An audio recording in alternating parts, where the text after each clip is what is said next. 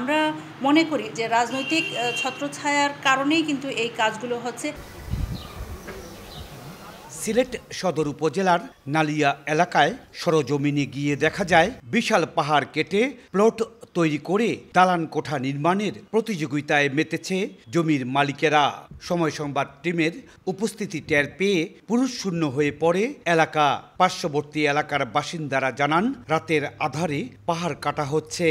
তাও মেঘের সময় কাটা হয়, মেঘ দিলে কাটে। বিভিন্ন প্লটিং ছোট ছোট প্লটিং হয়ে জায়গাগুলা বিক্রি হয়েছে। শুধু এই এলাকায় নয়, সিলেট নগরীর ঝারঝিরে পাড়া, আখালিয়া, মোহাম্মদিয়া, হাওলাদার পাড়া, ব্রাহ্মণ শাসন এবং সদর উপজেলার নালিয়া ও খাদিমনগর, গোলাপগঞ্জ উপজেলা সহ বিভিন্ন এলাকায় টিলা কেটে বসতি নির্মাণের প্রমাণ পাওয়া গেছে।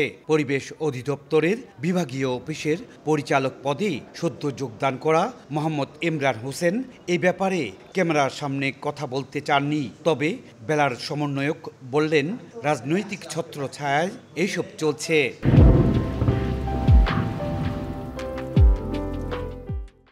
তো আমরা মনে করি যে রাজনৈতিক ছত্রছায়ার কারণেই কিন্তু এই কাজগুলো হচ্ছে এবং এই ক্ষেত্রে যারা দায়িত্বশীল কর্তৃপক্ষ আছেন তারা কিন্তু উদাসীন এবং নিষ্ক্রিয়তার একটা পরিচয় দিচ্ছেন। অন্যদিকে মহানগরী পুলিশের কর্মকর্তার মতে পাহাড় কাটার সঙ্গে জড়িতদের আটক ও মামলা করে পাহাড় কাটা বন্ধ করা সম্ভব নয়।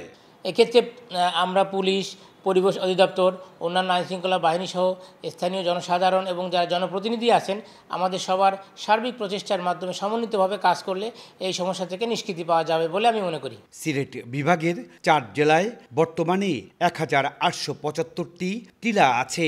এসব টিলার আয়তন 4811 একর। এর বাইরে আড়াই দশকে 20 থেকে 30% টিলা কেটে ফেলা হয়েছে। এভাবে নির্বিচারে পাহাড় কাটার ফলে পরিবেশ ঝুঁকির মধ্যে পড়ার পাশাপাশি পাহাড়ের পাদদেশে যারা বসবাস করছে তারাও মারাত্মক ঝুঁকির মধ্যে পড়ে যাচ্ছে। এই অবস্থা থেকে উত্তরণ অতি জরুরি বলে মনে করছেন সকলে। সিলেট সদর উপজেলার নালিয়া থেকে ইকরামুল কবির, সময় সংবাদ।